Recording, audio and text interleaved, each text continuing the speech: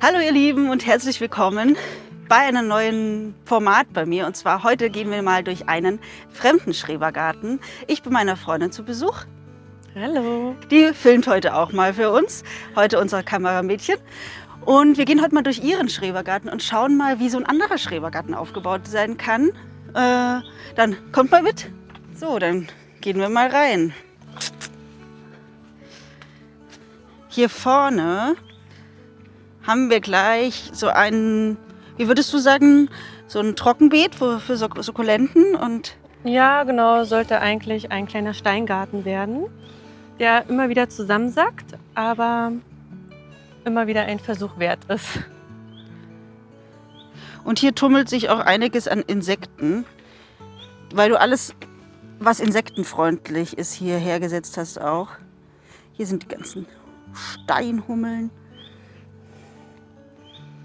Hast du alle Pflanzen gesetzt oder kommen bei dir Pflanzen hier auch wild? Eigentlich habe ich alle gesetzt, aber manchmal kommen trotzdem Überraschungen hervor. Und was würdest du sagen, funktioniert hier besonders gut oder was ist dieses Jahr hier besonders interessant? Wie das hier. Ich würde mal behaupten, der Ameisenhaufen, der von heute auf morgen gekommen ist. Der ist jetzt vor allen Dingen in den letzten 5 Ja. Tagen wahrscheinlich, wo es so doll geregnet hat. Richtig. Also Lavendel funktioniert ja auf jeden Fall super hier drin. Ja, das stimmt. Und hier wachsen auch Kräuter, sogar bis in den Rasen.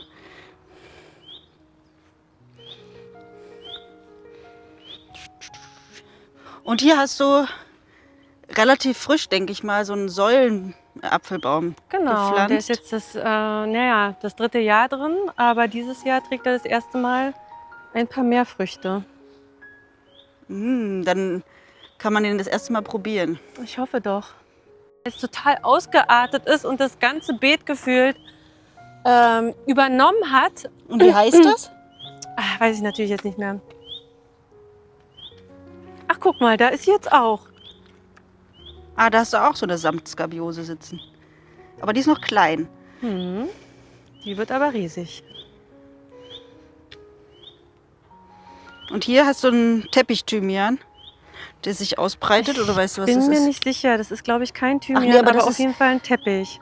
Den musste ich auch schon einkürzen, weil der sich rasant ausbreitet. Ja, das stimmt. Man sieht auch, wie der die ganze Fläche einnimmt. Immer wenn es richtig vertrocknet ist quasi. Ja, bei den Tulpen, weil die dann die Energie wieder in die Genau. Knolle ziehen. Aber die kannst du eigentlich jetzt schon schneiden.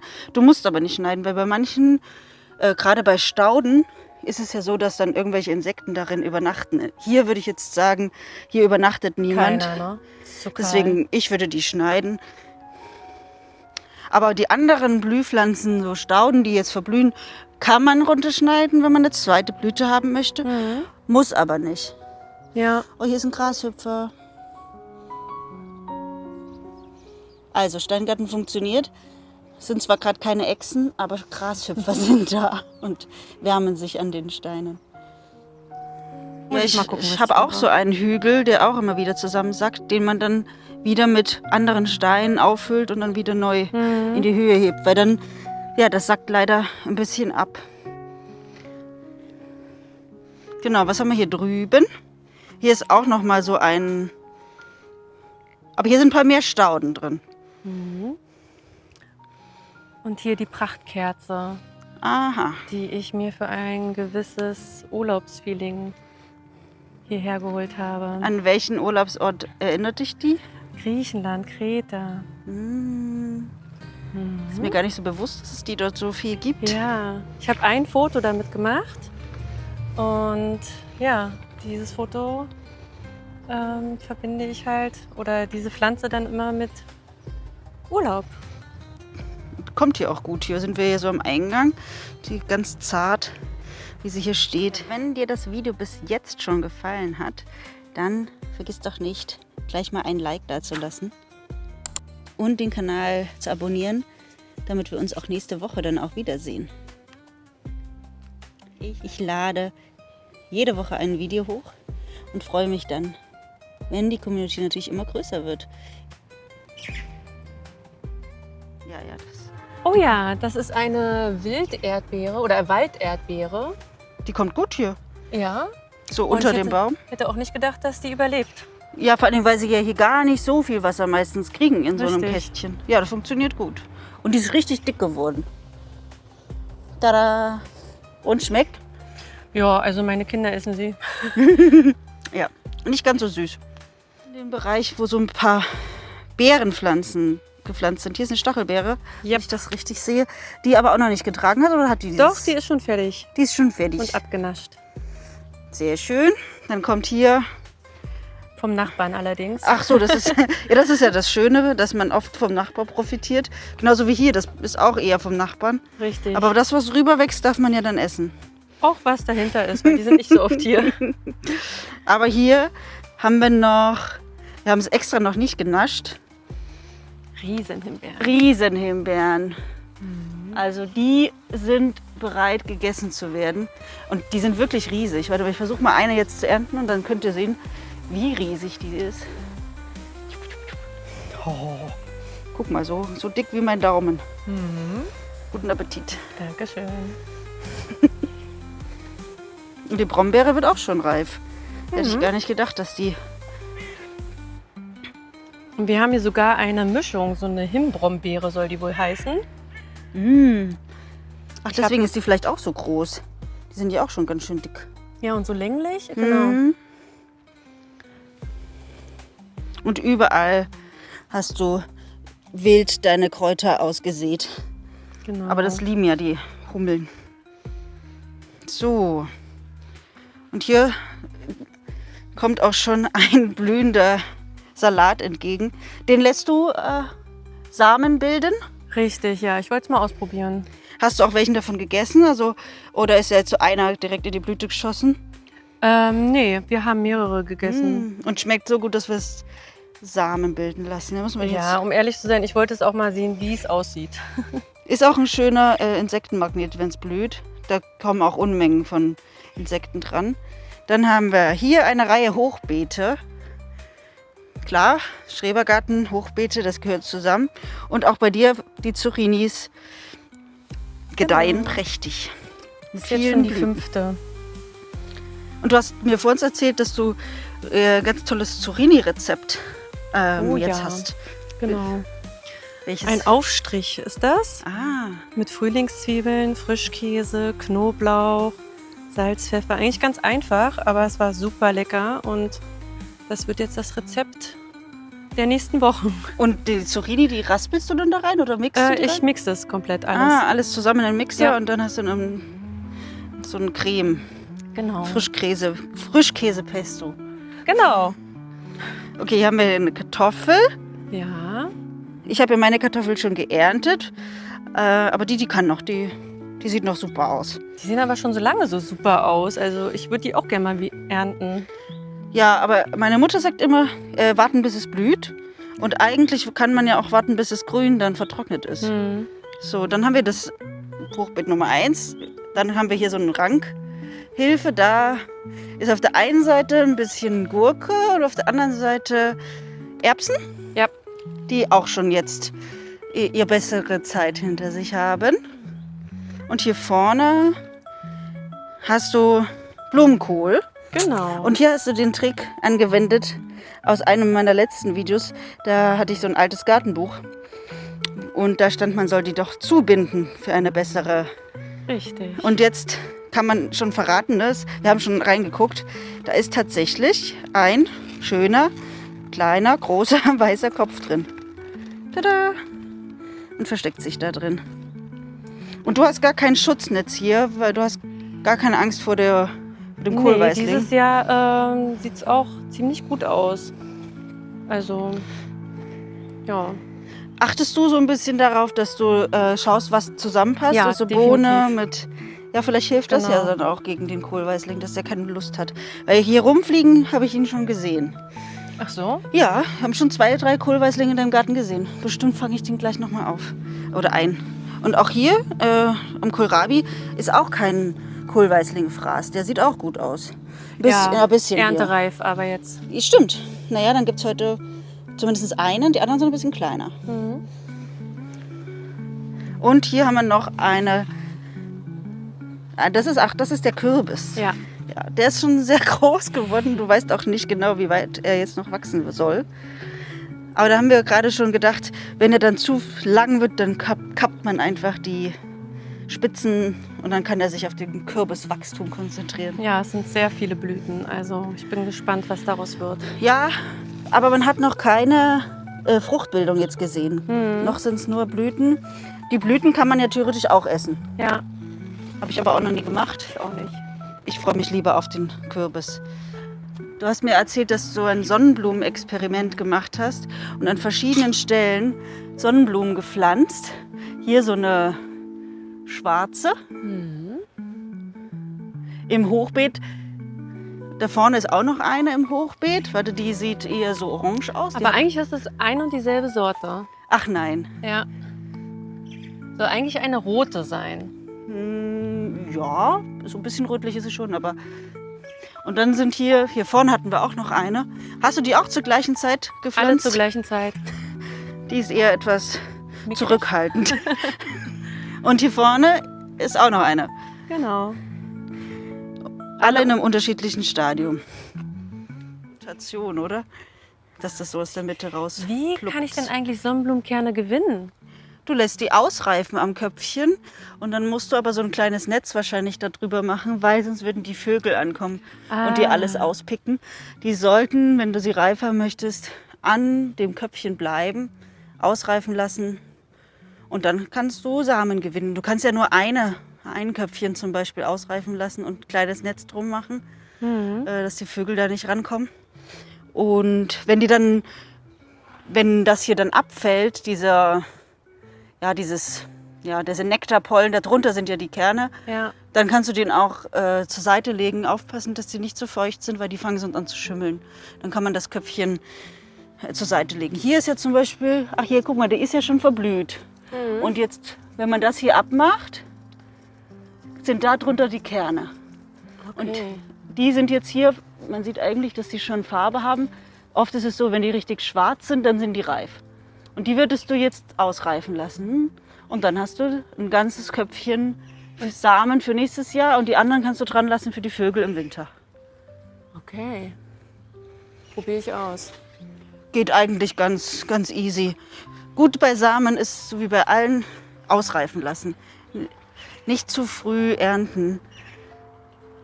Die haben hier noch nicht diese schwarze Farbe, sondern die sind jetzt noch so ein bisschen lila, würde ich fast sagen, oder? Ja.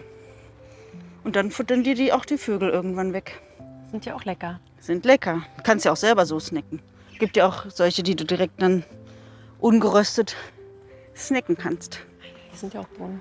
Ja, du hast ja hier die Bohnen und hier auch die Erbsen. Von denen kannst du auch ausreifen lassen. Wenn jetzt hier, die sind jetzt noch relativ jung, aber du wirst die zwischendrin immer schon welche haben, die schon irgendwie dann schon so gelb werden und dann lässt du sie ausreifen und dann hast du Samen fürs nächste Jahr. Dann einfach schön man sich, trocknen. ja, man spart sich das Geld. Und du dir Ja. davon ein paar, da braucht man dann ja auch gar nicht so viel. Geht bei Bohnen kannst du ja auch immer locker Samen nehmen. Eine lässt du richtig schön ausreifen, ein paar. Ja. Am besten von einer Pflanze, die richtig schön trägt und stark ist. Und wo das auch gut funktioniert, ist ja bei Tomaten. Wenn du eine Tomatensorte hast, die quasi samenfest ist, das steht manchmal drauf. Und dann kann man da auch die Samen locker fürs nächste Jahr nehmen. Kann ich ja noch mal ein extra Video zu machen. Ja, das wäre cool. Ja, aber wie gesagt, wo ich es nicht machen würde, ist bei all den Kürbisgewächsen. Bei Zucchini, bei Gurke und bei Kürbissen. Da kann es sein, dass es zu einer Kreuzung kommt und dann wird es dann bitter. Und sobald die Frucht bitter ist, ist sie nicht mehr genießbar. Kartoffeln kannst du auch eigentlich eigene Saatkartoffeln machen. Wenn man eine vergisst, und dann hebt man die im Kühlen auf und kann die dann nächstes Jahr verwenden. Ach, guck mal, hier blüht die Kartoffel. Ja, die hat auch schon teilweise geblüht. Ja, dann ist sie auch bald, aber dauert noch ein bisschen. Ja, aber deswegen habe ich mir jetzt die Säcke geholt, weil ich hatte auch das Problem, dass immer noch eine Kartoffel im Hochbeet war. Ja, das ist mein leidliches Thema dieses Jahr, überall Kartoffeln. Aber gut, freue ich mich dann im Herbst. Ja, hier hast du bestimmt auch, guck mal, hier hast du auch die Samen schon oben drin. Warte mal. Stimmt. Hier. Mir war nicht bewusst, wo genau die jetzt stecken. Ja, unter diesen Blütenpollen oder was auch immer das ist. Ja. Gegenlicht. Warte, das ist zu dunkel. Dunkle Blume auf dunklem Licht. Und dann kommt noch eine dunkle Hummel. Wow. Die Hummel ist getarnt auf dieser Blüte.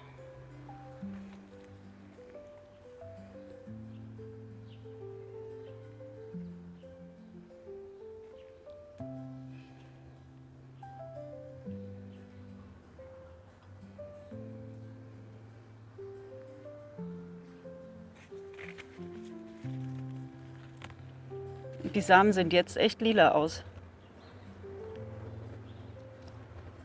Rote Sonnenblume, lila Samen. Ja, aber ich denke, die werden noch ein bisschen dunkler. Ich weiß nicht, wie das war, als du die gesetzt hast, als du gekauft hast, ob es auch lilaner Samen war. Gute Frage. Gute Frage, nächste Frage.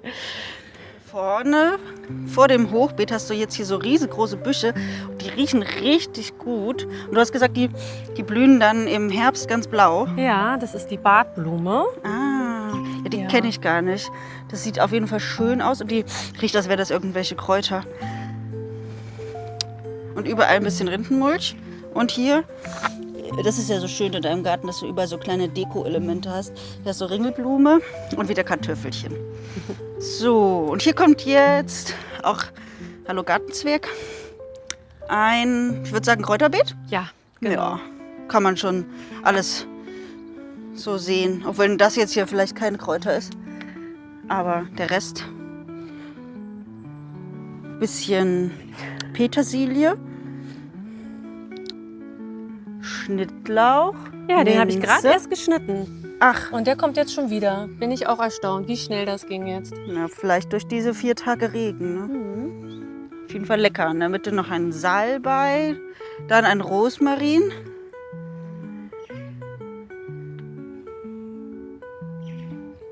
Und da hinten ganz viel Majoran oder so, ne? Ja, und Thymian. Thymian. Und Insekten. Auch hier wieder Lavendel. Du hast in jeder Ecke deines Gartens hier so ein Magnet, wo da ganz viele Hummeln sich tummeln.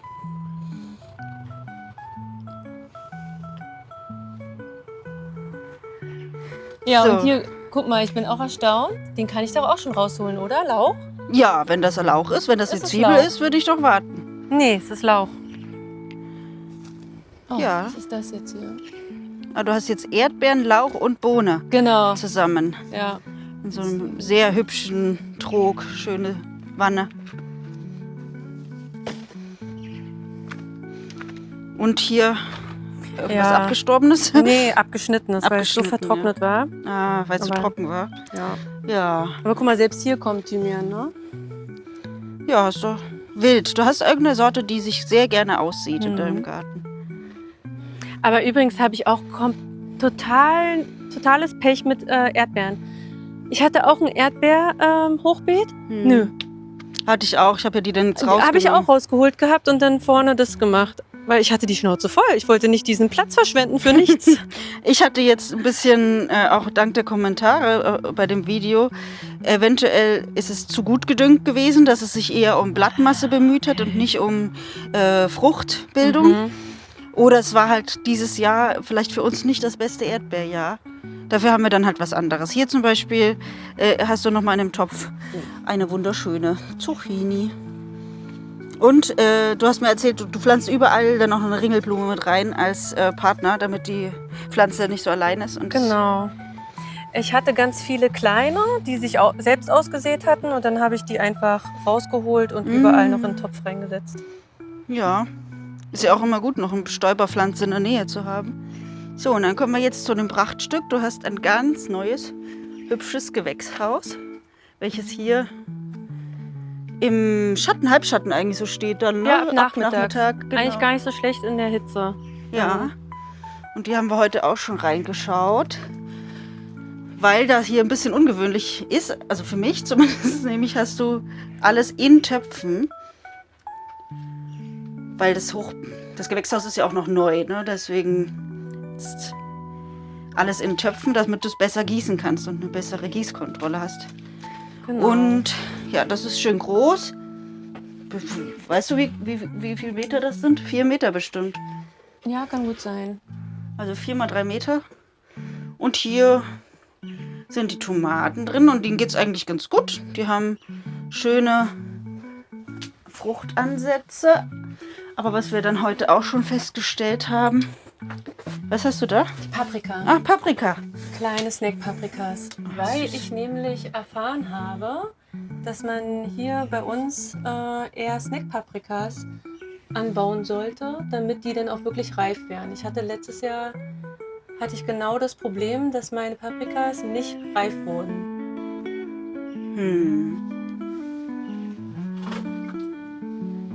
Aber ich glaube, Tomaten wird es auch bei dieses Jahr bei dir genug geben. Ich hoffe doch. Und dann hast du hier vorne, da habe ich ja schon bei meinem letzten Video mal ein bisschen Ärger gekriegt, dass man Tomate und Gurke nicht zusammen in einem Haus haben soll. Wollte ich eigentlich auch nicht machen. Ja, wie es so ist. Und dann haben wir jetzt festgestellt, dass wir leider hier drin auch den Schädlingsbefall haben. Und dieser kleinen Spinnenmilbe, die jetzt hier an allen Blättern schon ist. Theoretisch könntest du natürlich hier mit so einer Öl-Wasser-Mischung dies einsprühen, damit die sterben, aber die sind jetzt wirklich schon auf fast allen Blättern. Da muss man schnell handeln. Denn hier oben, hier kommt so eine kleine Gurke, aber man sollte schnell handeln, damit der Rest der Gurke schöner wird. Und die Luftfeuchtigkeit soll man wohl erhöhen.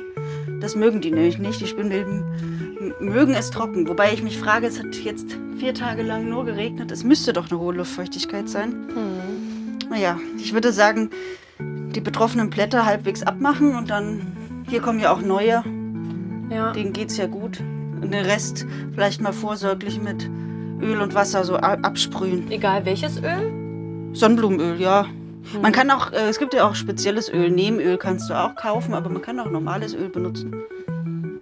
So, ich bin gerade in Gefahr. Was tun wir? Was tun wir? Wir warten. Wir warten, dass das Tier möglicherweise jetzt nicht an meine Achselhöhe reinkrabbelt. Ich hab sie. Zeig mal. Oh! Ja, sie ist scheinbar etwas lethargisch. Ich glaube, die hat keine Energie, sonst wäre sie jetzt weggeflogen. Irgendwas ist mit deren Flügel. Aber die sieht auch irgendwie ein bisschen anders aus. Nicht so wie eine gewöhnliche Wespe.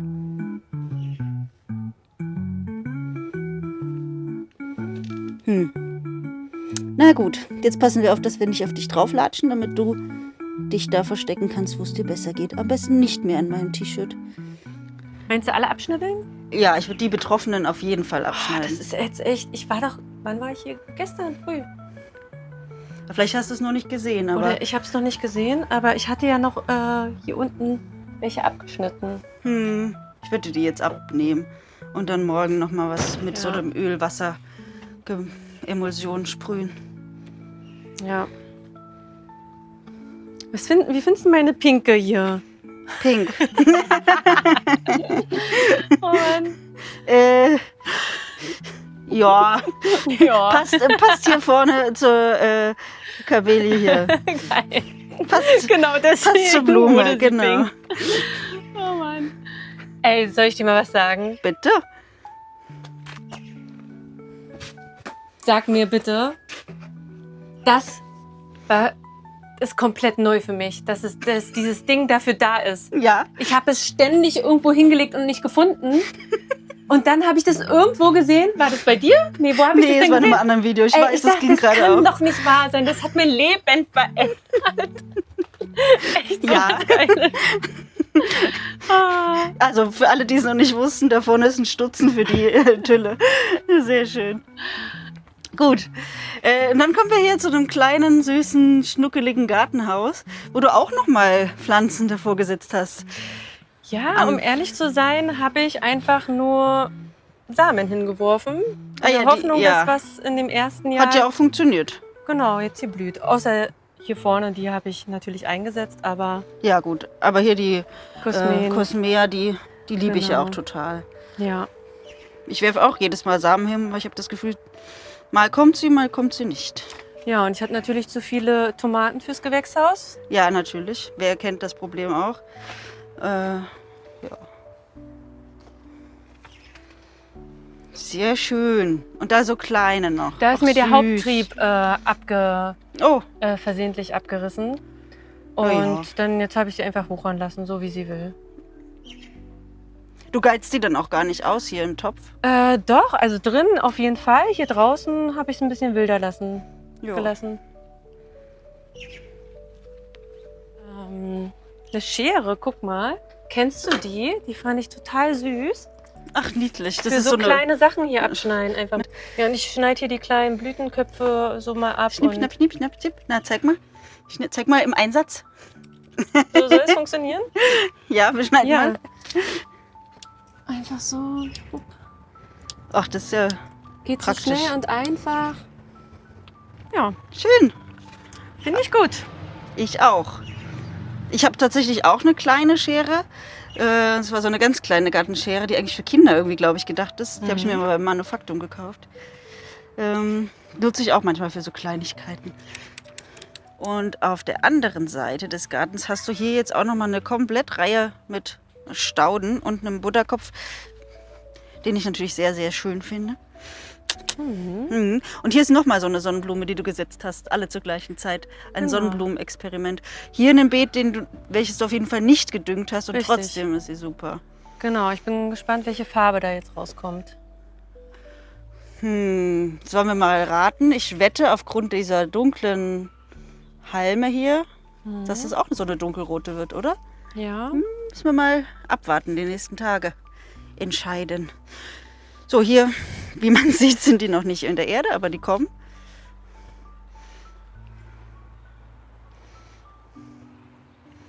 Ja. Ah, guck mal, jetzt Ja. ist der Schmetterlingsflieder. Ach, Hat der ist sich irgendwie wieder. wieder aufgerichtet. Stimmt, der ist fitter geworden. Der hing gerade noch alle Köpfchen runter. Wer weiß, vielleicht hat er die Sonne gerade nicht so gemocht. Und auch hier, den Unkenrufen zum Trotz, sind hier Insekten dran. Der Schmetterlingsflieder ist ja so ein bisschen in Verruf geraten, dass er nicht so nützlich ist. Ja, Ach so. aber hier ist doch eine Hummel, die einmal Nektar zutscht. Dafür hast du daneben dann die bienenfreundliche. Ach guck, da ist der Kohlweißling hier. Oh. Weil du gesagt hast, du hättest keinen im Garten. So. Da ist der Kohlweißling. Ja. Ein Schmetterling beim Schmetterlingsflieder. So ein Zufall. Ja, hier ist die Rispenhortensie, die bei dir lustigerweise noch nicht blüht. Ist die schon soweit sonst? Meine ist schon fast fertig, ja. Ich habe auch genauso eine, sieht die aus, mit auch solchen kleineren Blüten. Meine ist schon fast durch. Was ist denn der Unterschied zwischen Norden und... Ja, wir sind hier im Süden Berlins. Und hier Herbstastern, die bestimmt auch bald schön blühen. Ja, Ach, der Schmetterling macht diese Viecher. der Schmetterling macht die Würmer. Mano. Und ich freue mich noch, dass ein Schmetterling im Gewächshaus ist. Ach nein, nein, nein. Die Spinnmilbe ist nicht vom Ach so. Schmetterling. Für den Kohl. Der legt Ach so, seine jetzt habe ich Raupen das auf wieder den verwechselt. Kohl. Okay. Deswegen gut. heißt es ja Kohlweißling. Ja. Überraschung. Ja, hier haben wir nochmal ein Hummelparadies. Und wenn wir ganz leise sind und das Handy da reinhalten, hört man alles. Nee, die Vögel sind lauter gerade. Sogar eine Fliege. Die Fliege trinkt auch Nektar. Ist mir neu. Oder Wasser. Oder Wasser. Auf jeden Fall hier auch wieder. Du hast so ein richtiges Lavendelparadies. Genau. In der vollen Sonne.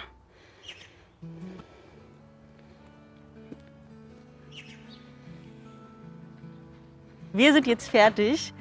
Wir sind einmal um den ganzen Garten und ich hoffe, ihr hattet einen ganz tollen Eindruck mal von einem ganz anderen Garten. Eine ganz andere Fläche, eine ganz andere Bewirtschaftung, als man das vielleicht von sich selbst kennt. Wenn euch das gefallen hat, dann freue ich mich, euch nächste Woche wiederzusehen bei meinem neuesten Video. Vergesst nicht, den Kanal zu abonnieren. Dann ist es noch schöner für uns beide. Und bis dahin, macht's gut.